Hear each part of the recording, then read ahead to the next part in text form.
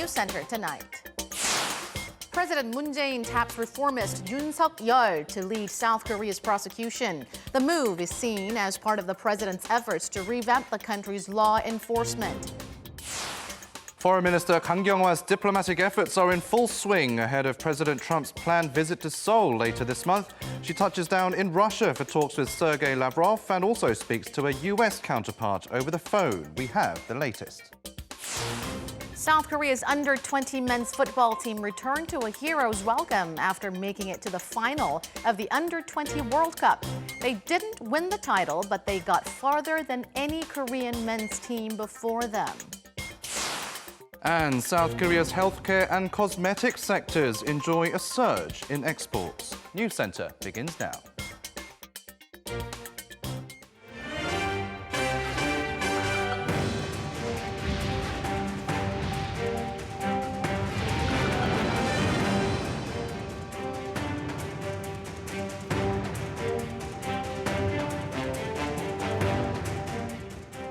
Good evening and welcome to Arirang News Center. Live from Seoul, I'm Han Daeun. And I'm Noah Dam. Thank you as always for joining us this evening. We begin at the top office, and President Moon Jae-in has nominated Yoon Seok-yeol to lead South Korea's prosecution. Known as a reform-minded prosecutor, the nominee also played a key role in the probe into the corruption scandal that occurred during the former conservative administrations. Our Shin Se-min starts us off. President Moon Jae-in's pick for the Prosecutor General is Yoon Seok-yeol, a nomination signaling sweeping reforms at the nation's law enforcement agency. Despite President Moon taking a day off after his week-long trip to Scandinavia, the top office announced a decision on Monday, adopting the proposal made by the Justice Minister earlier in the day. The reason behind the nomination, Yoon's unshakable principles. The nominee for Prosecutor General has worked to eradicate corruption while serving as a prosecutor. He has also shown that he's an upright individual who isn't swayed by other authorities. The top office added that the nominee has shown excellent leadership and resolve for reform while serving as the chief of the Seoul Central District Prosecutor's Office. The nomination of a new chief prosecutor comes as the Moon administration continues its readjustment of power and authority of the nation's prosecution and police, and Yoon's nomination is interpreted as a show of the administration's strong will to continue its reform drive. The nominee has been the chief of Seoul Central District Prosecutor's Office, the largest prosecution office in the country since 2017. Yoon's resume includes high-profile investigations, including the massive power abuse scandal involving the former President Park Geun-hye and her longtime friend Choi Soon-sil. He also led a probe into suspicions that the country's intelligence service intervened in the 2012 presidential election.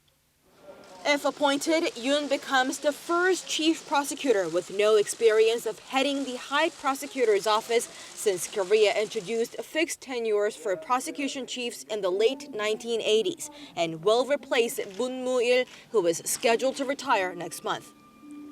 The nominee will have to go through a parliamentary hearing, but the position does not require lawmakers' approval. Shin Se-min, Arirang News. The nomination of Yoon Seok-yeol as Prosecutor General was met with mixed reactions at the National Assembly. The ruling party said Yoon is a perfect pick, while the main opposition party claims the prosecution will lose its neutrality. Our Kim Min-ji reports. The ruling Democratic Party welcomed Yoon Seok-yeol's nomination as Prosecutor General, saying that he is fit to carry out sweeping reforms. The party noted that Yoon had dealt with all sorts of bribery and corruption cases, and that he is known for not being swayed and sticking to principles even under external pressure. We believe he is the perfect pick to conclude investigations into rooting out corruption and power abuse and to lead the prosecution on a future-oriented path. Yoon's nomination is seen as a major shakeup because there are other officials who've been in the service longer than him. The outgoing Prosecutor General, Moon Moo-il, also joined the prosecution 5 years earlier than Yoon. There's speculation the prosecutors more senior than Yoon may resign after his appointment, given the long-held culture of seniority within the prosecution. The main opposition Liberty Korea party lashed out, saying that the Moon Jae-in administration has picked someone from its own side and that the prosecution will go on the warpath against opposition figures. As soon as the Moon administration came into power, Yoon was elevated to head of Seoul Central District Prosecutor's Office and launched course of probes of opposition figures. The prosecution has long lost political neutrality and independence in investigations. Yoon was part of the special prosecutor's team that investigated the Pompeo scandal involving ousted former President Park Geun-hye, while the Seoul Central District Prosecutor's Office, headed by Yoon, also investigated former President Lee Myung-bak and former Supreme Court Chief Yang Seung-tae. Following the nomination, Yoon said he feels great responsibility, but did not comment on pending issues, such as diluting the investigative powers of the prosecution or plans to establish an independent body to probe allegations involving top government officials. I feel a heavy responsibility. I ask for your support and I will prepare for my role as well. Yoon's confirmation hearing, when it takes place, is likely to be a tough one, with rival parties expected to clash hard over his credentials. Kim Min-ji, Arirang News. After a 2-month hiatus, the National Assembly is expected to get back on track. Rival parties have submitted a request to open a June extraordinary session despite objections from the main opposition Liberty Korea party. Our Kim Mo-kyun at the National Assembly for us. After more than 2 months trying to reach a deal, 4 major parties have decided to open the June extraordinary session without the agreement of the main opposition Liberty Korea party. There had been growing calls for lawmakers to get moving again, end their standoff, and deal with the crucial bills on people's livelihoods and the extra budget. The floor leader of the Bareunmirae party, Oh Shin-hwan, announced Monday at the assembly that the train to the June session had departed at 2 p.m. and asked for the ruling and main opposition parties to join in. Soon after, ruling Democratic Party Chairman Lee Hae-chan said that they had waited long enough for the main opposition party. We've done enough negotiating with people who think only about their interests. We're going to open the parliamentary committees chaired by members of our party as soon as possible. A request to convene an extra session requires signatures from at least a quarter of the 298 sitting lawmakers. Later in the day, the threshold was met and the request form was finally submitted with the signatures of 98 lawmakers in total, belonging to the ruling Democratic Party, the Bareunmirae Party, the Justice Party, and the Party for Democracy and Peace. The Liberty Korea Party did not take part, having demanded that key bills put on fast track last month be invalidated and that a hearing be held on the nation's economy. LKP Chairman Hwang Kyo-an says the ruling party ignored those demands. He has once again requested private talks with President Moon Jae-in, which he claims will be crucial to saving Korea's economy. Earlier this month, President Moon turned down Hwang's request to meet one-on-one. The presidential office instead proposed a 5-party session together with the heads of major parties, but Hwang refused to join. Kim Mo-kyun, Arirang News. President Moon has returned home after wrapping up his 8-day visit to Finland, Norway, and Sweden. During the trip, President Moon stressed that dialogue is essential to achieving peace on the Korean peninsula, saying he hopes to have another meeting soon with North Korean leader Kim Jong-un, and that Kim will also have one with U.S. President Donald Trump. But there is no reaction yet from North Korea. Our Park Hee-jun has this report. Throughout his 3-nation tour to Northern Europe last week, President Moon Jae-in expressed optimism toward resuming talks between South and North Korea, as well as between North Korea and the U.S. He said efforts to revive dialogue with the North are ongoing, raising hopes of some kind of a breakthrough. President Moon repeatedly said that another inter-Korean summit needs to take place within this month. 그리고 말씀하신 대로 트럼프 대통령이 6월 말에 방한하게 돼 있는데 가능하다면 그 이전에 김정은 위원장을 만나는 것이 바람직하다고 생각합니다. 그러나 그 역시 김정은 위원장의 선택에 달렸다. He also called on Pyongyang and Washington to meet for lower-level talks to move forward in their nuclear negotiations. 이 북미 간의 이 구체적인 그 협상의 진전을 위해서는 사전에 실무 협상이 먼저 열릴 필요가 있다고 봅니다. But despite the repeated messages, the North is yet to respond. North Korea appears to be more cautious since its summit with the U.S. in Hanoi ended prematurely. Attention is on U.S. Special Representative for North Korea Stephen Biegun's rare week-long stay in Seoul next week. There is a possibility that during his stay, the two sides could sit down for working-level negotiations at Panmunjom, which could help denuclearization talks gain momentum. And with a series of meetings between relevant parties planned during the upcoming G20 summit in Japan, the month of June could be a chance to rebuild momentum toward lasting peace on the Korean peninsula. But that starts with the North Korean leader's decision. Park Hee-jun, Arirang News.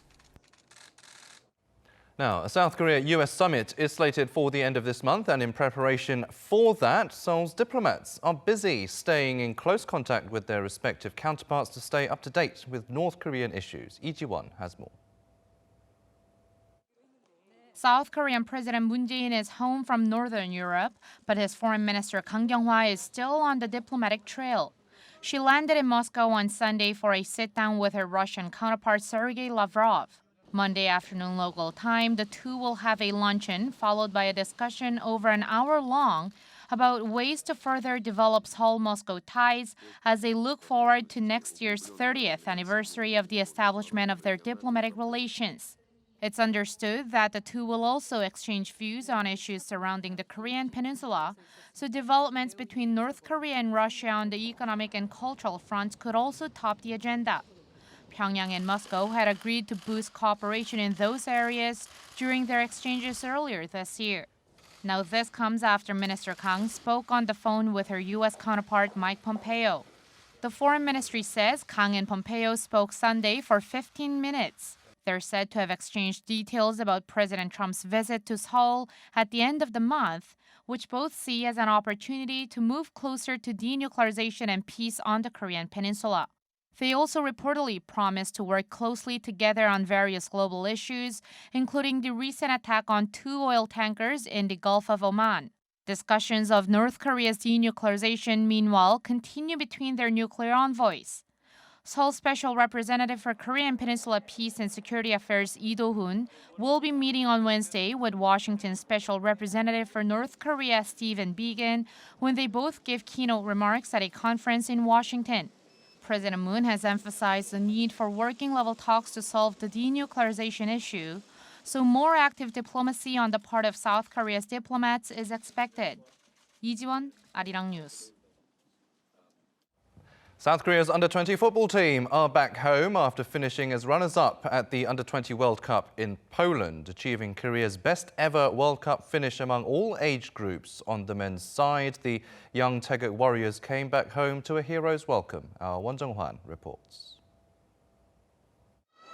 Deafening cheers and flashing cameras surround the arrival gate. The source of the excitement, the South Korean men's under-20 football team.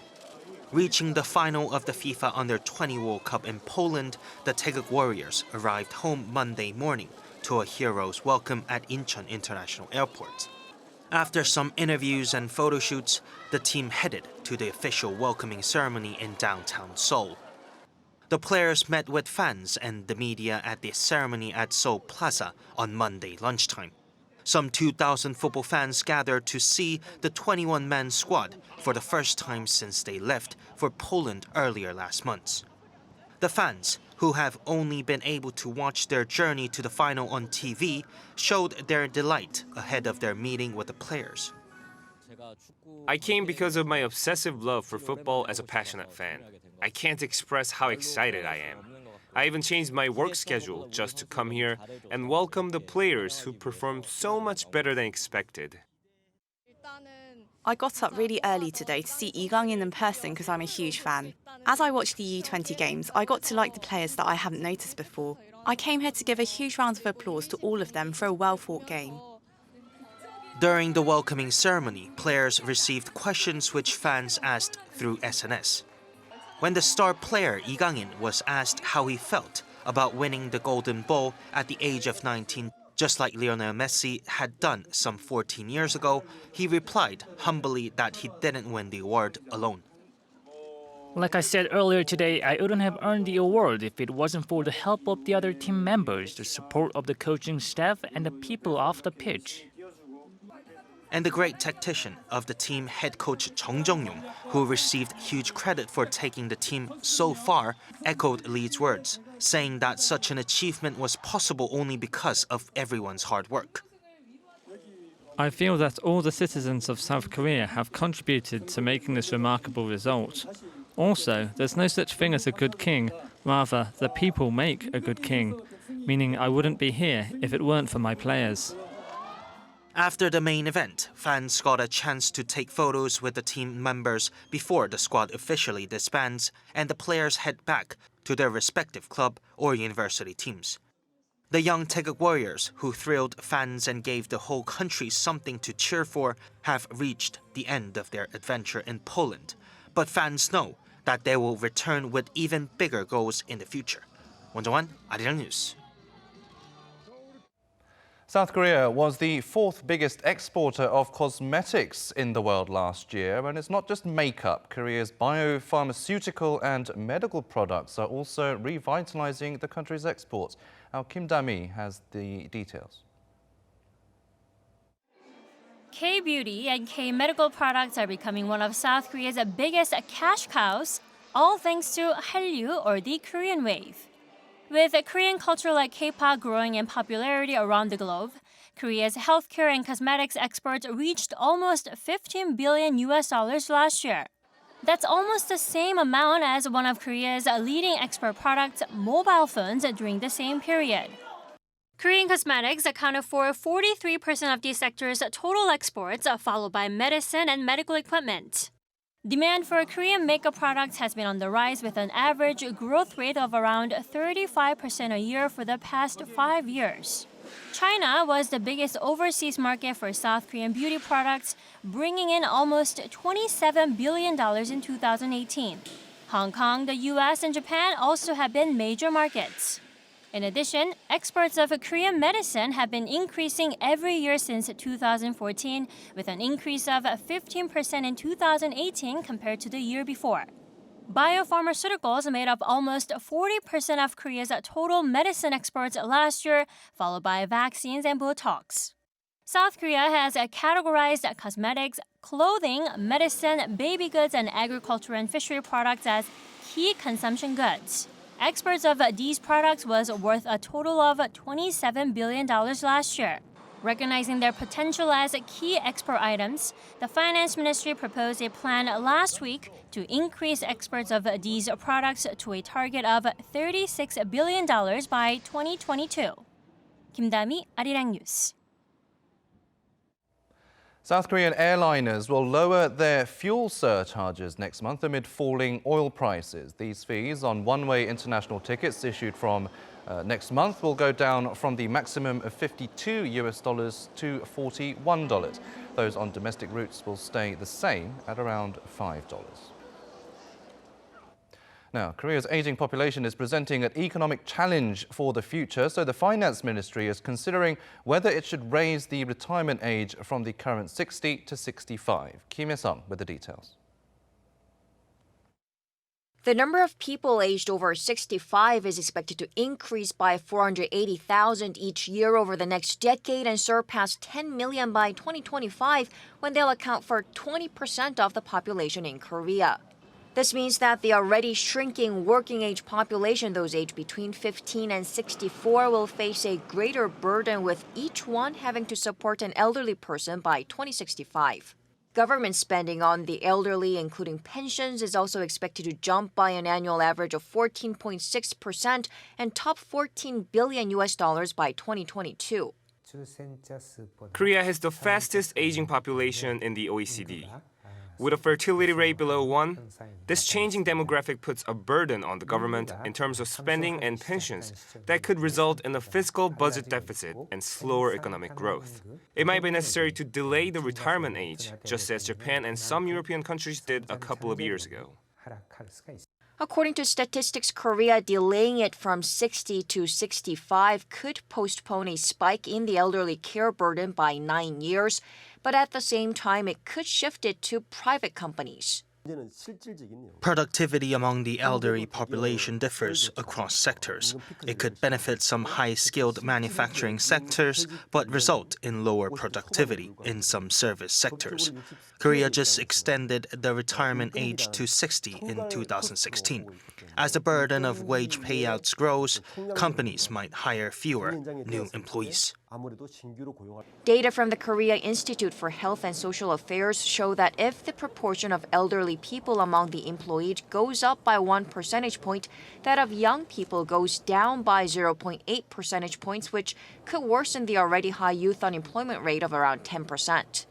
An aging population and shrinking working age population is a complicated problem that affects the labor market and the social welfare system. The Finance Ministry will announce its policy on dealing with these changing demographics later this month. 김혜성, Arirang News. The U.S. and Iran continue to blame each other over last week's attacks on 2 oil tankers in the Gulf of Oman. Secretary of State Mike Pompeo says American officials have been reaching out to their foreign counterparts, and he has vowed to guarantee free passage through the vital Strait of Hormuz. Our Hong Yu has the latest.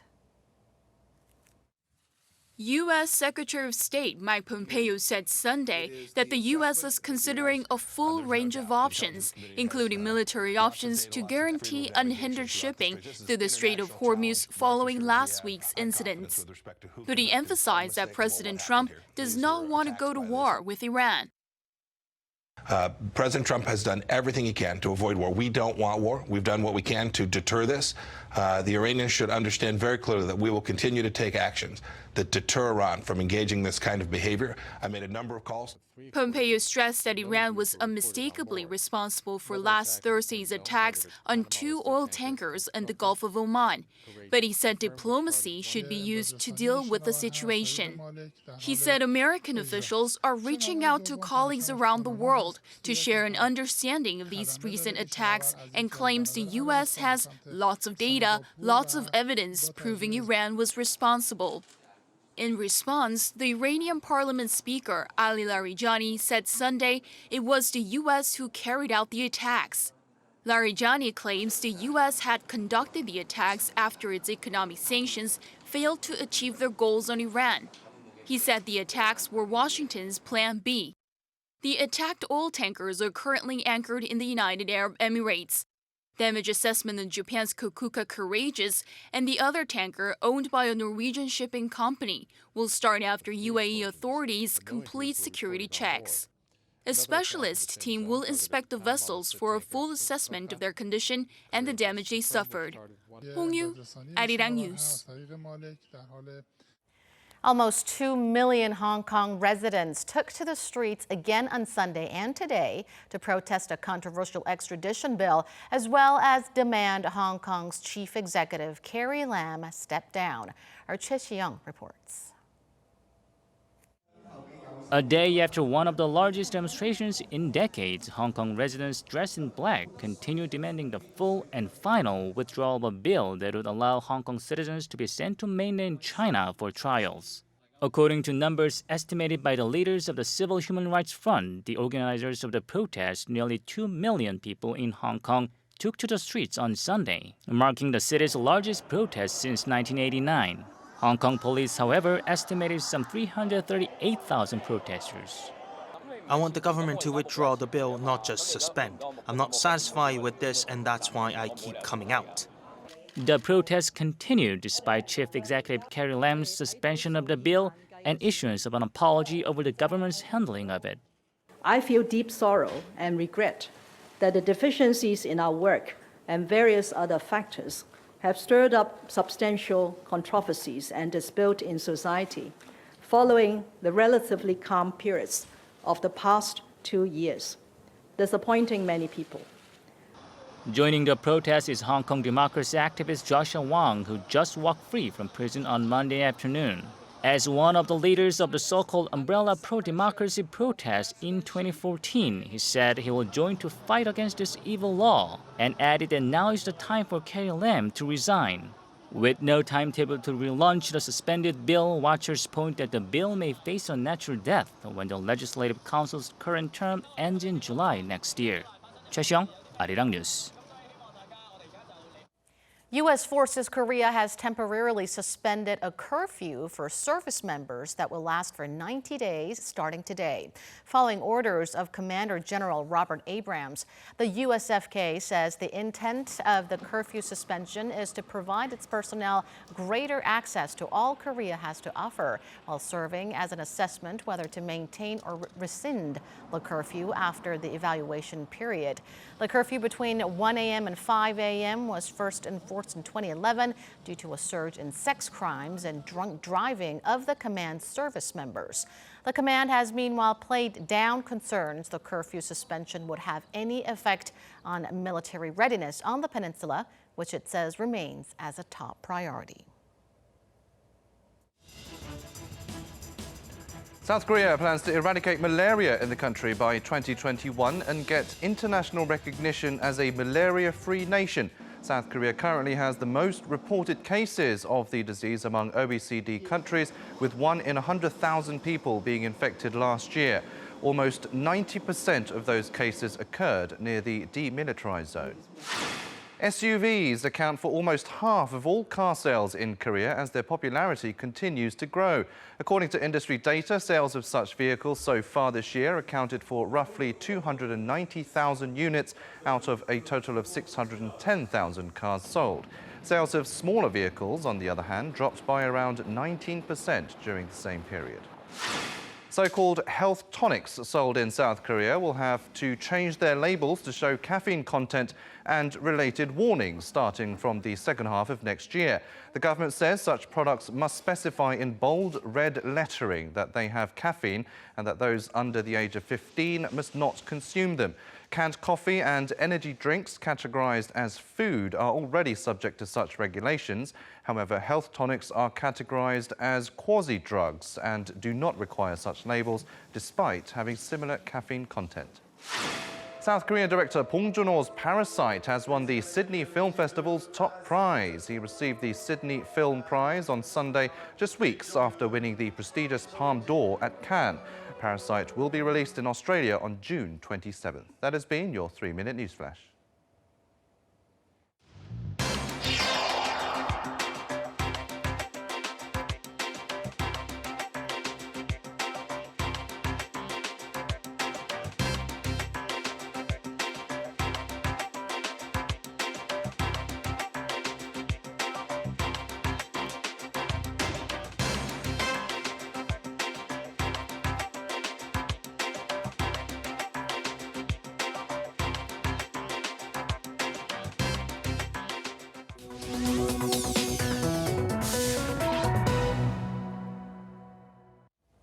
It is that time now to take a look at some of Arirang's digital media content. And today, Justin from When in Korea creates some interesting dishes using food from Korean convenience stores.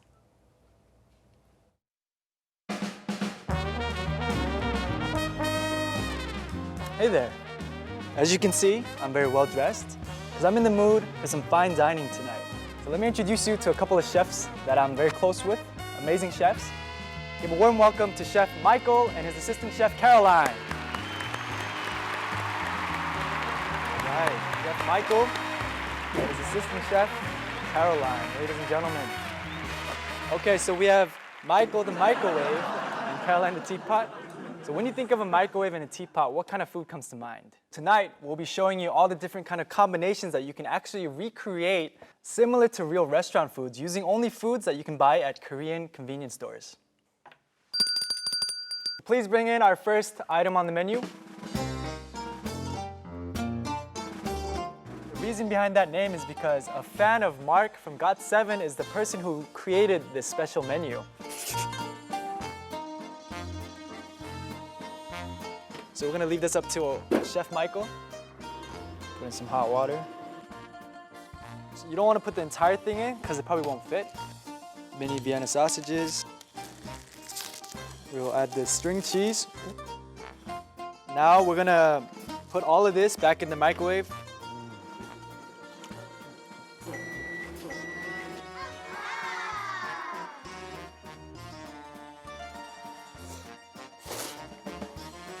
Oh, okay, let's go.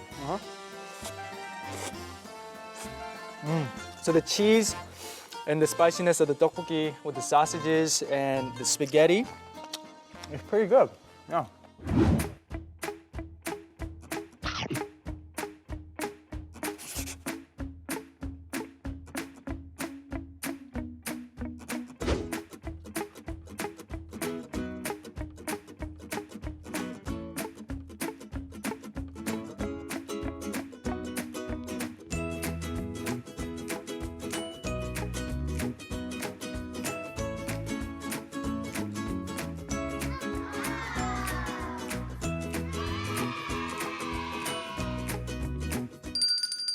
Oh my god. 진짜 맛있다. Oh my god. With string cheese, cheddar cheese, and mozzarella cheese. Let's try a first layer of chip. Adding cheese, you just make anything way better. Boom, boom, bada bing, bada boom. And then on top, we'll finish it off with some mozzarella cheese. This actually looks like cheese fries. 장난 아닌데? Yo, look at this. 진짜 맛있다. Oh my god. Okay. So that's all for today. Big round of applause for our chef, Michael the Microwave, and Caroline. Ooh, that's hot. And Caroline. Thanks so much for hosting. I was Justin, and we'll see you next week on Wink. Bye, guys.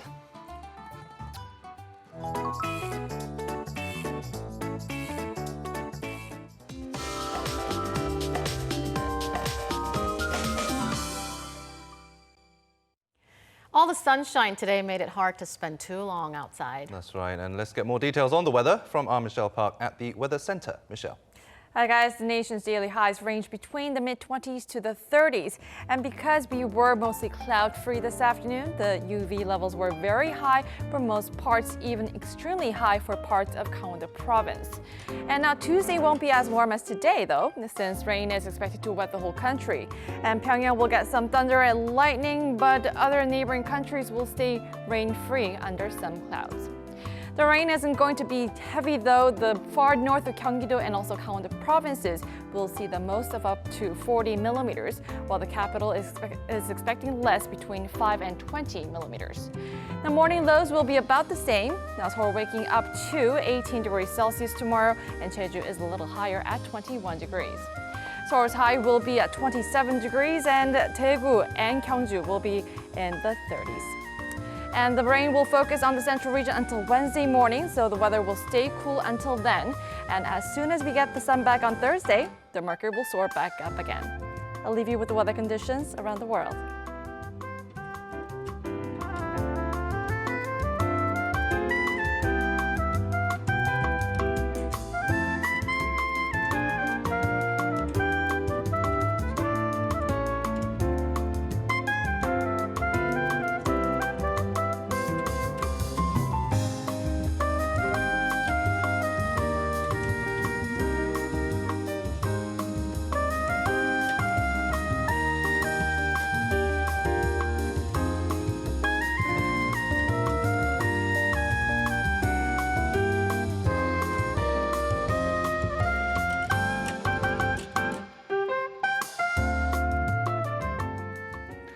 That will wrap it up for this edition of Arirang News. Thank you as always for watching. News in Depth is next.